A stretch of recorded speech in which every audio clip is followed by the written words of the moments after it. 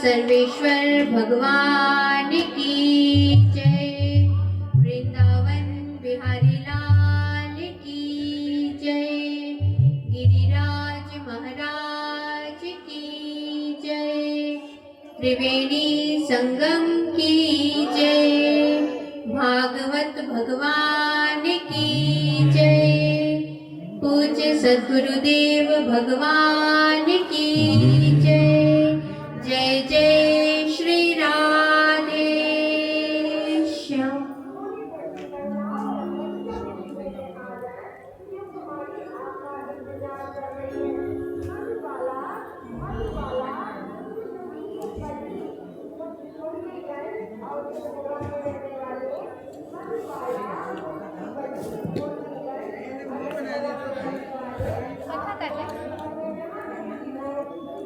कथा कर ले।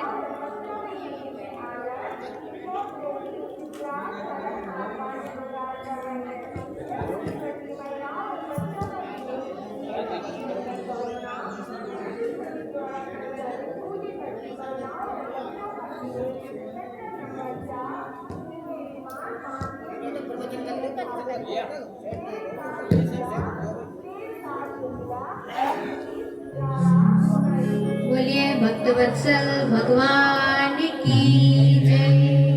जय जय श्री राधे श्याम।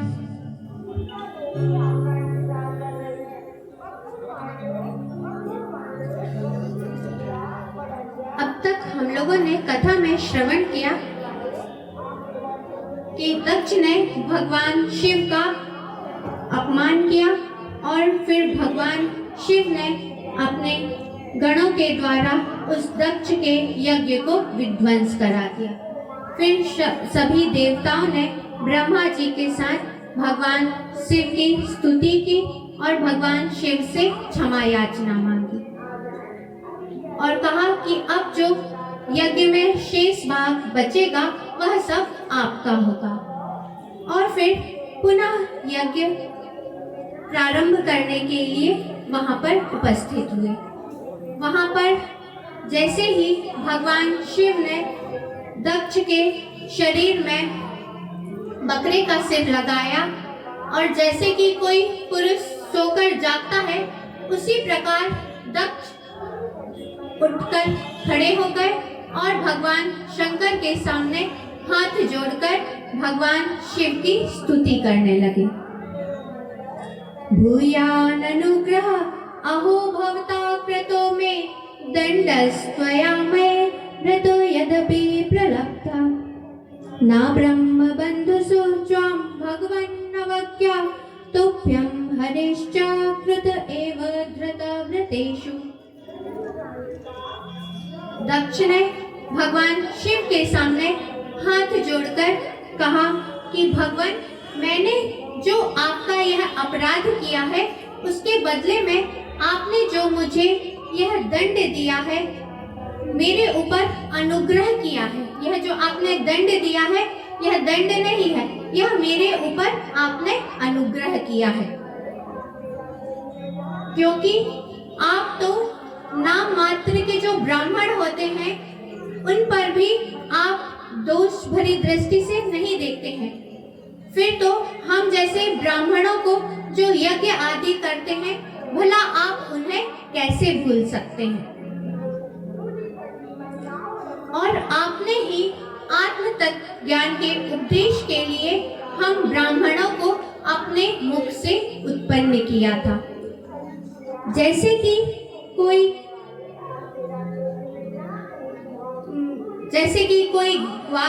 चरवाहा गाय को डंडे से मारता भी है और उसकी रक्षा भी करता है, उसी प्रकार भगवान आप भी हम ब्राह्मणों को दंडित भी करते हैं और फिर हमारी सब विपत्तियों से रक्षा भी करते हैं। और फिर ब्राह्मणों ने भगवान की स्तुति की, यज्ञ को पुनः प्रारंभ किया और फिर सभी ब्राह्मणों ने भगवान से हाथ जोड़कर कहा कि भगवान, यह जो यज्ञ की सामग्री है वह आप ही हैं इस यज्ञ के रूप में भी आप ही हैं। यज्ञ में जो हवि है वह भी आप ही है। यज्ञ की जो अग्नि है वह भी आप ही है। यज्ञ का जो कुंड है भगवान वह भी आप ही है। और जो यज्ञ में सविधा आदि का उपयोग किया जाता है वह सब भी आप ही है। इस यज्ञ में जो यजमान है वह भी आप ही है और जो यजमान की पत्नी है वह भी आप ही है और जो यज्ञ में दक्षिणा दी जाती है वह भी आप ही है। और जो यज्ञ में पशु का उपयोग किया जाता है वह यज्ञ पशु भी आप ही है। इस प्रकार भगवान की स्तुति करने लगे सभी ब्राह्मणों ने और कहा कि भगवान, जब आपका नाम लिया जाता है तो जितने भी यज्ञ में विघ्न आदि होते हैं वह सब समाप्त हो जाते हैं। इसीलिए भगवान आप अब हम पर प्रसन्न होइए और यह हमारा यज्ञ पूर्ण कीजिए। भगवान वहां पर प्रकट हुए और फिर भगवान ने कहा, अहम ब्रह्मा च सर्वश्च जगता कारणम परम आत्मेश्वर उपाद्रष्टा स्वयं दृग विशेषण। भगवान ने कहा कि मैं ही जगत का परम ब्रह्म हूँ। जब मुझे इस सृष्टि का निर्माण करना होता है तब मैं ही ब्रह्मा बन जाता हूँ और जब इस सृष्टि का पालन करना होता है तब मैं ही विष्णु बन जाता हूँ और जब इस सृष्टि का संहार करना होता है तब मैं ही शिव बन जाता हूँ। वास्तव में मैं एक ही हूँ, लेकिन अन्य भिन्न भिन्न कार्यों के कारण मैं भिन्न भिन्न रूप धारण करता हूँ और जो पुरुष हम तीनों में ब्रह्मा, विष्णु और महेश इन तीनों में समान दृष्टि रखते हैं वह ही शांति को प्राप्त होते हैं। इस प्रकार भगवान ने सभी को उपदेश दिया और फिर पुनः यज्ञ प्रारंभ हुआ और फिर दक्ष ने सभी देवताओं का यजन किया और फिर जैसे ही यज्ञ पूर्ण हुआ तब सभी ने एक साथ दक्ष को आशीर्वाद दिया कि अब आपकी हमेशा धर्ममय बुद्धि बनी रहे। इस प्रकार दक्ष को आशीर्वाद देकर सभी वहां से चले गए। फिर विदुर जी ने पूछा कि फिर माता सती का क्या हुआ? तब मैत्रेय जी ने कहा कि सती जी ने अपने पूर्व जो शरीर था उसका परित्याग किया और फिर एवं दाक्षायणी हित्वा सती पूर्व कलेवरम यज्ञे हिमवतः क्षेत्रे मेनायामिति शुश्रुमा। सती जी ने अपने शरीर का त्याग किया और फिर हिमाचल के यहाँ उनकी पत्नी मैना के गर्भ से पार्वती जी के रूप में जन्म लिया और फिर उन्होंने नारद जी को अपना गुरु बनाया और नारद जी के उपदेश को प्राप्त करके उन्होंने भगवान शिव को पुनः वरण किया। जो इस पावन चरित्र का श्रवण करता है उसे यश की प्राप्ति होती है, उसकी आयु की वृद्धि होती है और समस्त पाप राशियों का नाश होता है। और फिर मैत्रेय जी ने अधर्म के वंश का वर्णन किया। यह जो अधर्म है यह भी ब्रह्मा जी का ही पुत्र है। ब्रह्मा जी ने अपने पृष्ठ भाग से अधर्म को उत्पन्न किया था।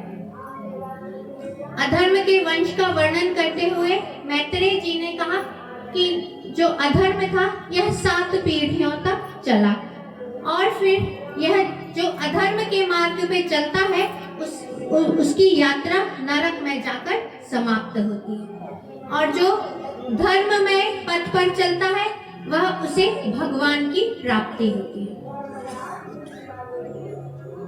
फिर विदुर जी ने कहा कि मैत्रेय जी, अब मैं आपसे मनु जी के पुत्रों के वंश का श्रवण करना चाहता हूँ।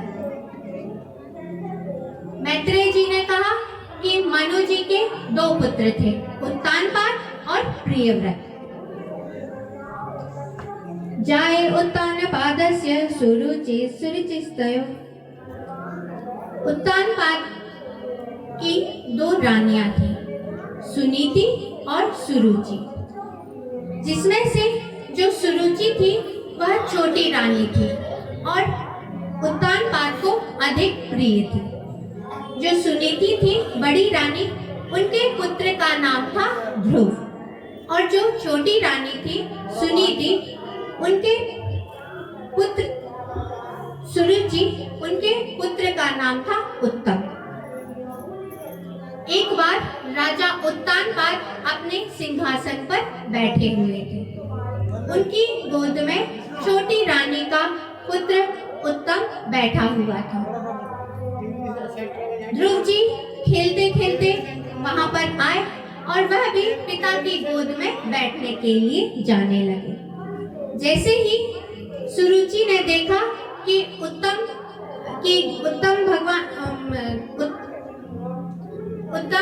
राजा की गोद पर बैठे हुए हैं और ध्रुव जी भी राजा की गोद पर बैठना चाहते हैं, तब सुरुचि ने ध्रुव के मार्ग को रोक दिया और कहा कि दुर्लभेर्थे मनोरथा, तुम्हारा यह जो मनोरथ है कि तुम पिता की गोद पर बैठना चाहते हो, राजा की गोद पर बैठना चाहते हो, यह जो तुम्हारा मनोरथ है यह अत्यंत दुर्लभ है। तुम राजा के बेटे हो, इससे क्या हुआ, लेकिन तुमने मेरे गर्भ से जन्म नहीं लिया है, इसीलिए तुम्हें पिता की गोद पर बैठने का अधिकार नहीं है। यदि तुम पिता की गोद पर बैठना चाहते हो तो तपसा राध्य पुरुषम तस्या वानुग्रहेण में। यदि तुम उत्तम के समान राज सिंहासन पर बैठना चाहते हो तो तुम जाओ भगवान की आराधना करो, और जब भगवान प्रसन्न हो जाए तब भगवान से कहना कि मुझे सुरुचि के गर्भ से जन्म दे। अब ध्रुव जी रोते रोते अपनी माता सुनीति के पास में आए। सुनीति ने पहले ही राज कर्मचारियों से, अपनी दासियों से पहले ही सुरुचि की बातों को सुन लिया था। जैसे ही ध्रुव जी आए रोते रोते, तब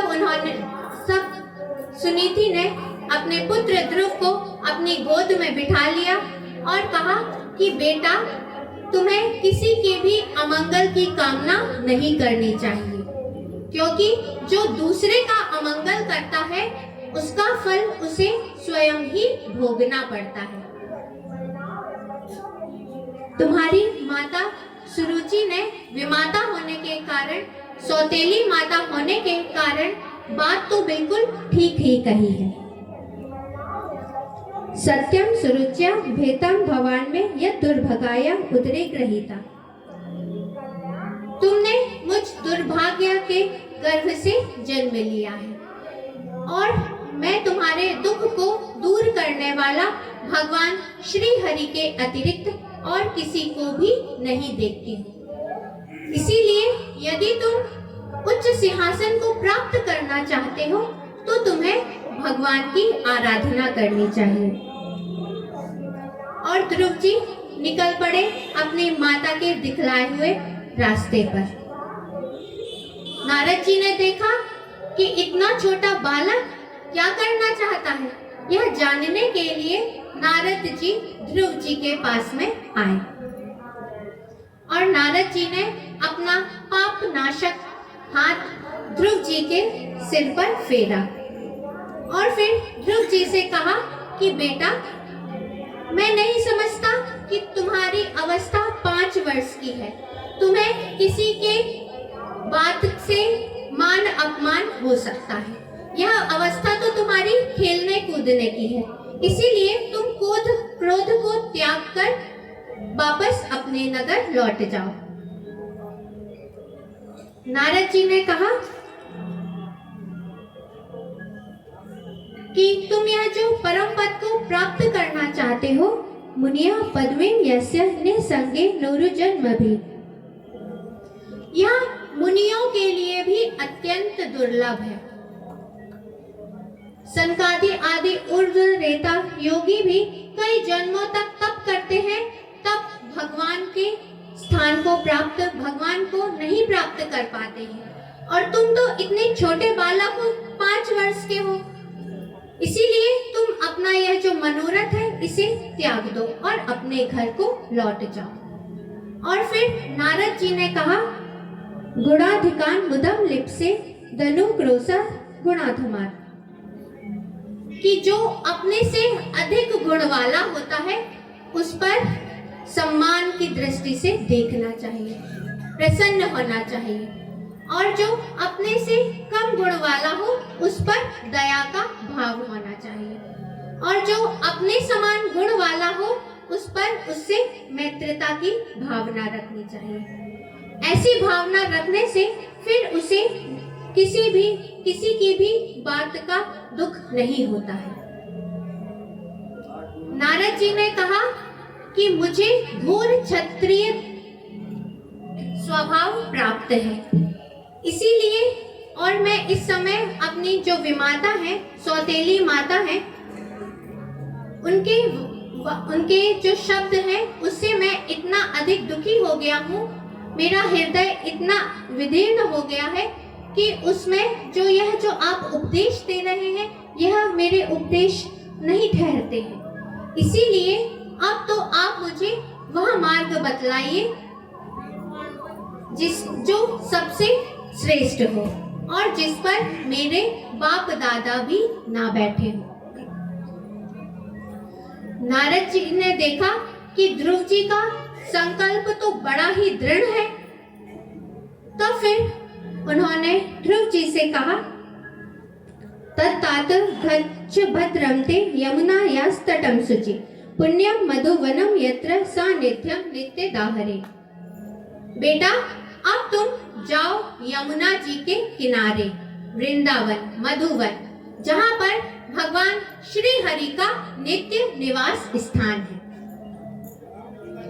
और फिर ध्रुव जी को प्राणायाम आदि विधि का वर्णन किया और फिर मंत्र दिया, ओम नमो भगवते वासुदेवाय, और कहा कि बेटा मैंने जो यह तुम्हें विधि बतलाई है इस विधि का पालन करो। और नारद जी के वचनों को सुनकर ध्रुव जी ने उन्हें प्रणाम किया, उनकी परिक्रमा लगाई और फिर निकल पड़े।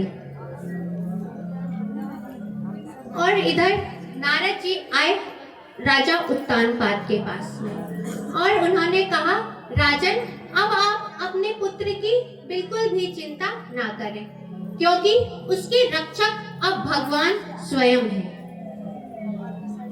और उसने जो यह पथ जिस रास्ते पर गया है उससे बहुत ही यश की प्राप्ति होगी और उसके यश से आपका भी यश और बढ़ेगा। इसीलिए अब आप अपने पुत्र की चिंता को छोड़ दीजिए।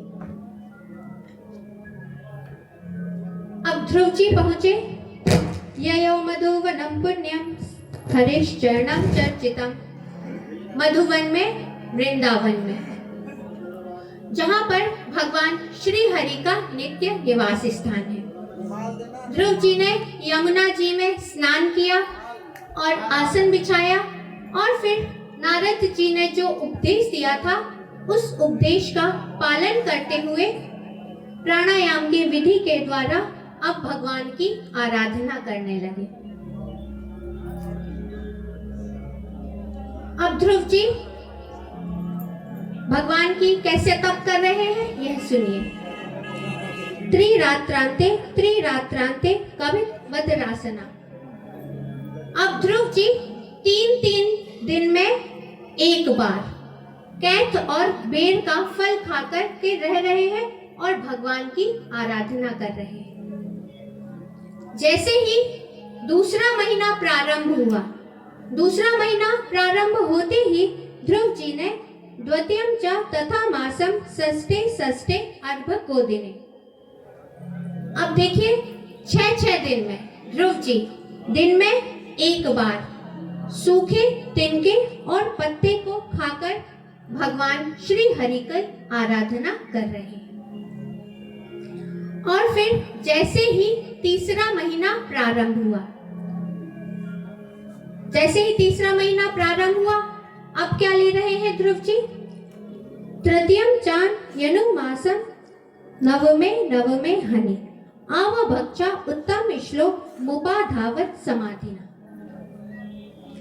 जैसे ही तीसरा महीना प्रारंभ हुआ, अब ध्रुव जी 9 दिन पर क्या खा रहे हैं? केवल जल को पीकर भगवान की आराधना कर रहे हैं।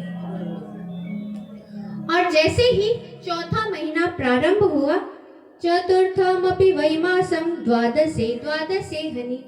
जैसे ही चौथा महीना प्रारंभ हुआ, अब ध्रुव जी क्या ले रहे हैं? अब केवल वायु को पीकर भगवान की आराधना कर रहे हैं।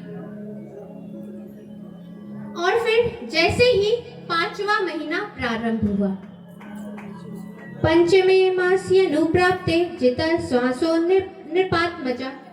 जैसे ही पांचवा महीना प्रारंभ हुआ, अब ध्रुव जी ने जो श्वास थी उसे लेना भी बंद कर दिया और एक पैर के अंगूठे के बल खड़े होकर भगवान की आराधना करने लगे। उस समय जब ध्रुव जी भगवान की आराधना कर रहे थे, एक पैर के अंगूठे के बल खड़े होकर, उस समय आधी पृथ्वी ऐसे झुक गई थी जैसे कि कोई हाथी किसी नाव पर सवार हो जाए तो वह नाव कैसे डगमगाने लगती है, उसी प्रकार पृथ्वी भी आधी झुक गई। जैसे ही ध्रुव जी ने अपनी प्राण वायु को रोका तो इस चराचर जगत की जितनी भी प्राण वायु थी, सबकी श्वास रुक गई। सभी देवता और लोकपाल घबराए और फिर भगवान के पास में आए और भगवान से प्रार्थना करने लगे। नैवं विदामो भगवन् प्राण रोधम चराचरस्य खिलसत्वधाम्ना विदेहि तन्नो वृजनात् विमोक्षम प्राप्तम वयम त्वां शरणं शरण्यम। सभी देवताओं और लोकपालों ने कहा कि भगवान, इसके पहले हमने ऐसा कभी नहीं देखा कि चराचर जगत की जितने भी जीव हैं उनकी प्राणवायु रुक गई हो।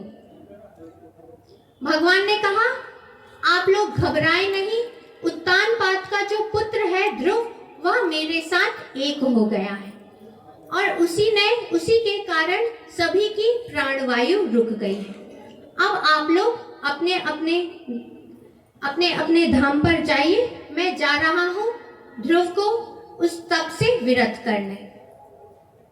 और भगवान पहुंचे ध्रुव जी के पास में वृंदावन मधुवन में, और भगवान देख रहे हैं कि ध्रुव जी तो ध्यान में मग्न है और ध्रुव जी के हृदय में भगवान की दिव्य झांकी है और उसे ध्रुव जी बड़े ही आनंदित होकर उसका आनंद ले रहे हैं। भगवान बहुत देर तक यही सोचते रहे कि अब ध्रुव जी की जो तप है वह विरत उससे टूटेगा और वह मेरा दर्शन करेगा। अब भगवान देख रहे हैं कि ध्रुव जी तो अपने तप में लीन है। फिर भगवान ने जो ध्रुव जी के हृदय में जो झांकी थी उनकी, उसे तिरोहित कर लिया। जैसे ही ध्रुव जी ने देखा कि भगवान की जो दिव्य छवि थी वह कहाँ चली गई, और ध्रुव जी घबरा गए और घबराकर उन्होंने जैसे ही अपनी आंखें खोली, तब देखते हैं कि जिस भगवान की छवि हृदय में थी वही भगवान साक्षात मेरे सामने खड़े हैं। ध्रुव जी ने तुरंत भगवान के चरणों में दंडवत प्रणाम किया और फिर भगवान की स्तुति करना चाहते थे, लेकिन यह जानते ही नहीं थे। 5 वर्ष के तो बालक थे, पढ़े लिखे थे नहीं, इतना ज्ञान नहीं था कि भगवान की स्तुति कैसे की जाती है। और भगवान हृदय बिहारी है, सभी के हृदय में विराजमान है। भगवान को समझ गए कि ध्रुव जी क्या चाहते हैं और भगवान ने अपना कृतंजलिं ब्रह्ममय ने कंपना पाय स्पर्श बालम कृपया कपोले। और भगवान ने अपना वेदमय शंख ध्रुव जी के गाल से लगा दिया। जैसे ही भगवान ने अपना शंख ध्रुव जी के गाल से लगाया, ध्रुव जी को ज्ञान प्राप्त हो गया और फिर ध्रुव जी ने बड़ी ही दिव्य स्तुति की है भगवान की।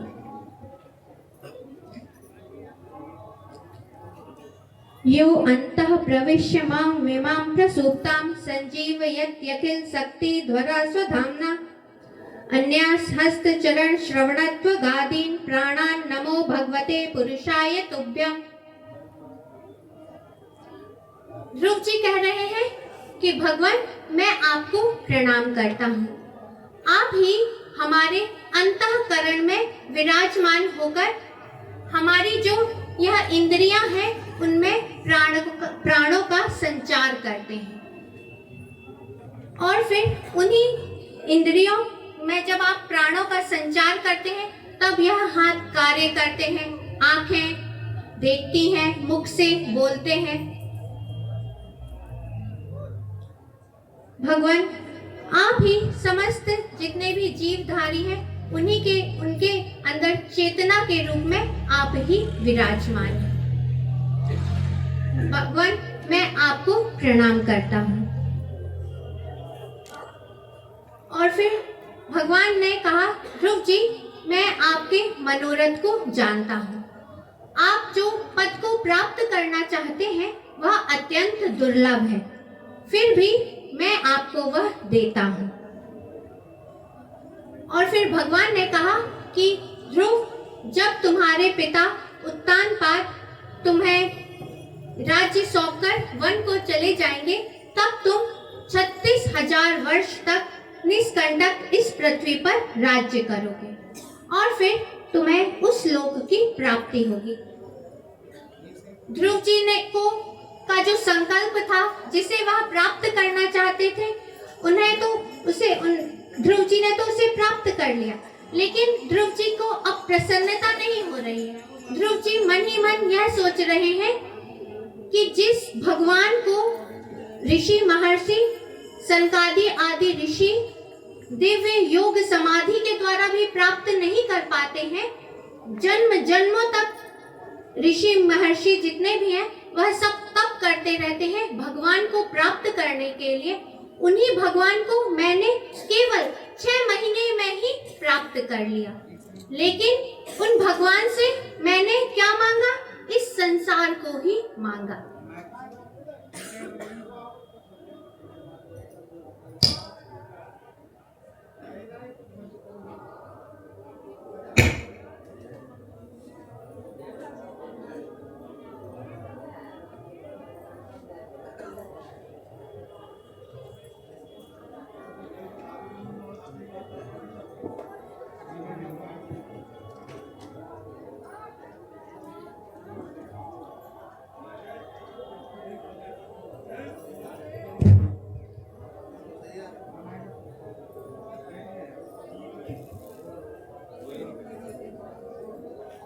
बोलिए भक्तवत्सल भगवान की जय।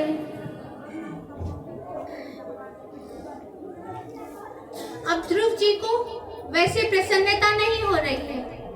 उन्होंने वर तो प्राप्त कर लिया, लेकिन उन्हें मन ही मन यह आत्मग्लानि हो रही है कि भगवान से मैंने इस संसार को ही मांगा।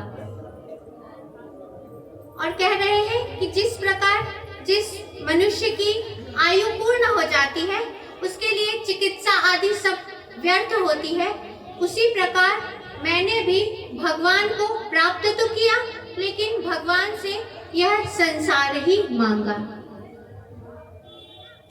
और फिर मन ही मन दुखी होकर ध्रुव जी जा रहे थे और इधर उत्तानपाद जी को जैसे ही ज्ञात हुआ कि ध्रुव जी तप पूर्ण करके वापस नगर को लौट रहे हैं, तब उत्तानपाद जी ने सभी ब्राह्मणों को और सभी अपनी दोनों रानियों को और अपने सभी सैनिकों को लेकर पहुंचे नगर के सीमा पर।